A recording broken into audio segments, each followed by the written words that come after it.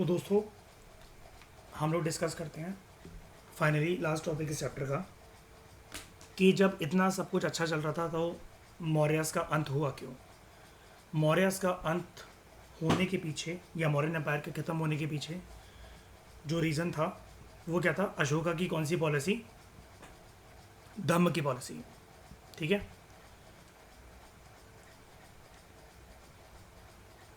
तो Mauryan empire began to disintegrate soon after the death of Ashok. जब तक अशोक जिंदा रहा और धम्म की पॉलिसी को प्रचलित करता रहा ना, उस टाइम तक भी मयूर किसी के अंदर दम नहीं थी कि अशोक के सामने कोई कुछ बोल जाए। डरते थे क्योंकि इससे दोबारा इसके अंदर से वो कलिंग वाला अशोक ना जाग जाए। ठीक है, विश्वास नहीं होता ना एक पर्सन को, जिसमें किसी ने एक रणभूमि के अंदर एक ही दिन में लाखों लोगों को काट डाला हो जिंदा, और एकदम से वो फिर एक बुद्धिस्ट मंक की तरह बिहेव करने लग जाए, तो लोगों को लगेगा ना कि ये इंसान तो वही है जिसने वो कारनामा करा था, तो दोबारा इसके अंदर से वो जानवर जाग सकता है ना। और कुछ महामत्तास ऐसे भी होते होंगे मयूर शाइनी, जो कि ये कहते होंगे जैसे लोगों से मिलके कि मालिक की वजह से धम्म वगैरह और ये सब ये बुद्धिज़्म के प्रिंसिपल्स फॉलो करने पड़ रहे हैं, हमसे ज़्यादा भिड़ना मत, हम काट के रख देंगे, को पता भी नहीं लगेगा मालिक को। तो मतलब कुल मिलाकर दहशत का माहौल था दुश्मनों के मन के अंदर कि इतना आसान भी नहीं था कि अशोक को मार कर और पाटलिपुत्र की गद्दी पर या फिर मौर्य एम्पायर को ध्वस्त कर कर अशोक का साम्राज्य छीन लेना। लेकिन जब लोगों को ये नज़र आया कि रूलर जैसी कोई बात ही नहीं है महिंद्रा और संघमित्रा में, बेटे और बेटी में अशोक के, तब जाकर अशोक की डेथ के बाद Mauryan empire began to disintegrate around 232 BC। क्योंकि जिन इलाकों के ऊपर, जिन रीजन्स के ऊपर कब्जा करके रखा था अशोक जीते जी धम्म को फॉलो करवाते रहा मरते दम तक, लेकिन अब दोबारा पावर की भूख जाग पड़ी दूसरे रीजन्स में, और फिर उनको एक दर्दनाक मंजर ये भी याद है कि अशोक ने किस तरीके से हमारा एम्पायर छीना था, हमें ह्यूमिलेट कर कर अपने चक्रवर्ती सम्राट को पूरा करने के लिए हम मतलब हमें नीचा दिखाया था। तो तुम अच्छे हो गए हो, मतलब अशोक के लिए हम ये कमेंट कर रहे हैं कि तुम अच्छे हो गए, तो ज़रूरी नहीं है ना कि अब सारे अच्छे हो गए हो। तुम विकेट थे तो लोग अभी भी विकेट हैं, वो रीजन्स अभी भी विकेट हैं, वो क्रूएल हैं। तो Ashok was succeeded by a chain of weak rulers since surprisingly after Ashok only one of the later Mauryas, that is king Dasharath, is known to have issued inscriptions. इसके बाद किसी ने इंस्क्रिप्शन जो है वो इशू नहीं करी। Several factors can be delineated which brought about the decline and the fall of the Mauryan empire. अच्छा, दशरथ की बात तो यहाँ पर हो रही है, लेकिन बिल्कुल आखिरी रूलर कौन सा जिसको पुष्यमित्र सुंग ने मार दिया था और ख़त्म कर दिया था फिर सब कुछ पूरा खानदान? बृहद्रथ। ठीक है। Number 1, Brahminical reaction. बुद्धिज्म का जो एंटी सेक्रीफिशियल एटीट्यूड था एंड सुपरफ्लुअस रिचुअल्स को जो डिमीन करा जाता था जैसे अशोक जैसे राजा के द्वारा, it must have brought loss to the income and livelihood options of the Brahmans, जो कि जिनका जीवन इसी आश्रय, इसी उम्मीद पर चलता था कि राजा महाराजा उनको गिफ्ट देंगे। लेकिन अब अशोक का टोटल फोकस कहां पर हो गया था? जब तक वो शिवा का भक्त था तब तक तो चलो ब्राह्मणों को दान पुण्य देता भी होगा ज़्यादा से ज़्यादा, लेकिन अब वो सबसे क्या एक्सपेक्ट कर रहा है कि ये सेक्रीफिशियल जो ट्रेडिशंस हैं या ये जो भी चीज़ें हैं ये बेकार है। लेकिन उसने ब्राह्मणों को कंप्लीट तरीके से सपोर्ट करना बंद कर दिया होगा, ये वाली बात तो नहीं है। ठीक, इसलिए यहाँ पर लिखा हुआ है कि it must have brought loss to the income. ऐसा हो सकता है कि पक्का उनकी इनकम, उनका लाइवलीहुड ऑप्शन जो है ब्राह्मणों का वो सफ़र करा होगा। लेकिन अशोक ने ऐसा तो कुछ नहीं था ना, याद है ना, दूसरे रिलीजन्स के लिए भी उसके मन के अंदर टॉलरेंस थी।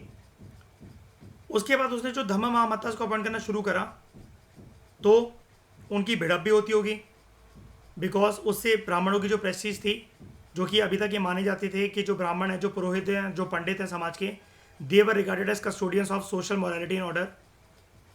और इसकी वजह से जो ब्राह्मण हैं वो एंटी हो गए मौर्यस के, स्पेशली अशोक के। वो एक ऐसा रूलर चाहते थे जो कि उनकी इंटरेस्ट और उनकी प्रिविलेजेस को ठोस तरीके से चला सके और उसके ऊपर पकड़ बनाकर उनके दबदबे को मेंटेन करवा सके। तो राइटर आपसे ये कह रहा है, it is rather interesting to note that some of the new kingdoms that arose on the ruins of the Mauryan Empire they were ruled by Brahmans such as Shunga, और शुंग का सबसे टॉप का लीडर कौन जिसने बृहद्रथ को मारा था? Pushyamitra Shunga. Kanvas in central India, Satavahanas in the Deccan. Ashoka की जो पैसिफिस्ट पॉलिसी थी, पैसिफिस्ट पॉलिसी किसको कहते हैं हम लोग? ये मैं आपको PSIR में पढ़ाऊंगा, पीस मेकिंग पॉलिसी, ठीक है। It also resulted in the lack of preparedness of the army and they may have been a factor responsible for the success of Greek invasion.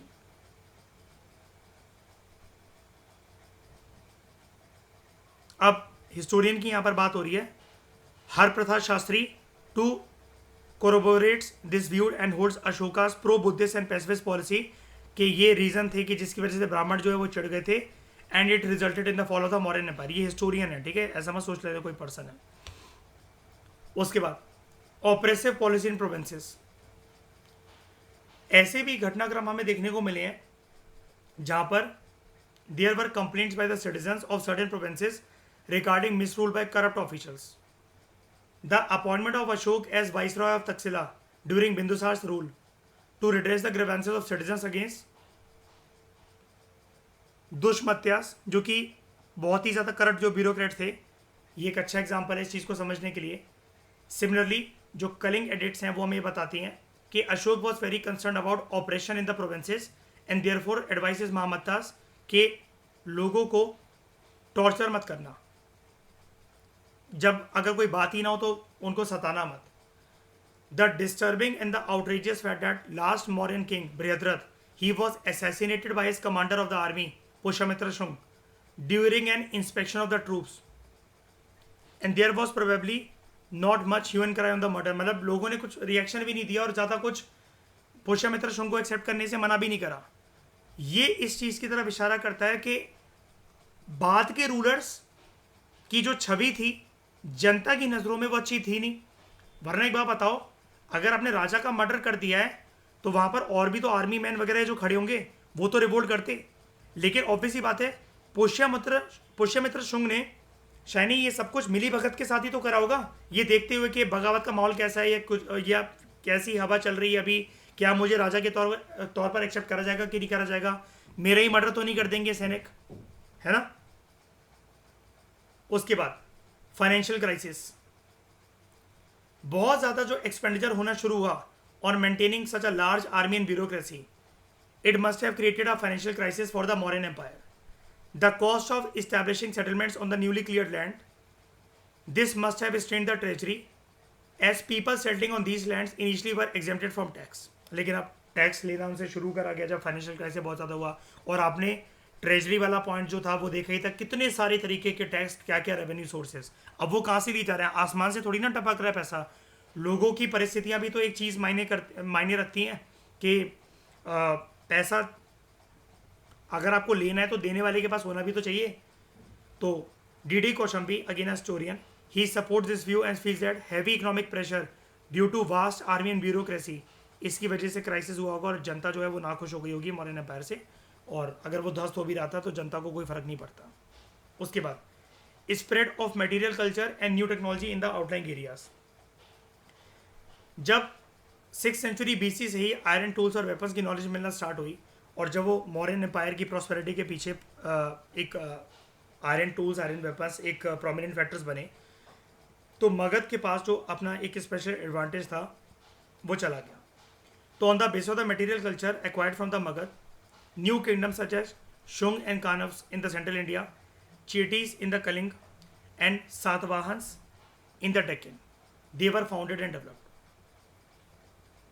उनके पास भी मतलब ये एडेड एडवांटेज आ गया था ना, और जब आगे चल के उनको पता लगा कि जो मॉडर्न राजा हैं वो इतने पावरफुल है नहीं, इस चीज़ के ऊपर ज़्यादा ध्यान दे नहीं रहे हैं, वो मटेरियल एक्सट्रैक्शन नहीं कर रहे हैं, वो रिसोर्स एक्सट्रैक्शन नहीं कर रहे, तो हम क्यों पीछे हटें, हमें तो अपने आप को प्रॉस्परस बनाना है। तो जब पुष्यमित्र शुंग के पास जैसे इतनी ज़्यादा कैपेबिलिटी या उसको इतने ज़्यादा कॉन्फिडेंस आ गया कि हाँ यार मैं अगर बृहद्रथ को मार भी दूँ तो उसको मारना काफ़ी आसान होगा, उसको गद्दी से निकालना हटाना काफ़ी आसान होगा। तो ये वाली चीज़ देखने को हमें मिली कि मौर्यन एम्पायर को ध्वस्त करना शत्रु के लिए कोई ज़्यादा चुनौतीपूर्वक काम नहीं था। अब सबसे खतरनाक एरिया नॉर्थ वेस्ट फ्रंटियर, इसको निगलेक्ट करा गया, and the absence of a boundary structure such as great wall of China. The neglect of safeguarding the passage on the north west frontier it cost Mauryans very much. In द 3rd century BC बड़े सारे central Asian nomadic tribe जो थे such as स्काइथियंस, इन सब के बारे में हम नेक्स्ट चैप्टर में पढ़ने वाले हैं. मतलब ये जो डिक्लाइनिंग फेज है ना, ये आपका नेक्स्ट चैप्टर भी बनेगा. अभी ये जो चैप्टर है, ये 7 चैप्टर है ना, 8 चैप्टर भी आपका 6 चैप्टर है, 7 चैप्टर भी इसकी इसी के बारे में है. ये जो किस ने इन्वेजन यहाँ पर हमारे देश में स्टार्ट करी. And they move towards the settled empires of China and India in search of new terrains. Chinese ruler such as Shi Huang Ti 220 BC के आसपास ही constructed the great wall of China to protect his empire against Scythian attack. And such measures were not taken by the Ashoka on the northwest frontier of India in order to escape the Scythians, Parthians, Sharks and the Greeks. ये India घुसा है. And Greeks were the first to invade India in 206 BC and they set up their kingdom in northern Afghanistan called Bactria and उसके बाद बना यहाँ पर Bactrian Empire. इन सब चीज़ों का अशोका अच्छे से चेक कर नहीं सका और इसकी वजह से इन्वेजन बहुत खतरनाक तरीके से यहाँ पर हुई और कोई रूलर तो था ही नहीं यहाँ पर प्रोटेक्ट करने के लिए. तो आपको यहाँ पर अब एक ज़माना दिखेगा जो कि एक तरीके से एक वैक्यूम होगा जहाँ पर काफ़ी ज़्यादा उथल पुथल मचेगी.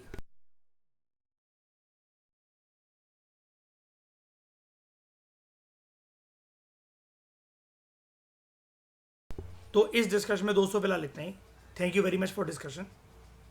तो कॉम्प्रिहेंसिव तरीके से हमने ये जो पूरा का पूरा जो चैप्टर है इसको कंप्लीट करा हमने मौर्यन एम्पायर का. Thank you very much for discussion.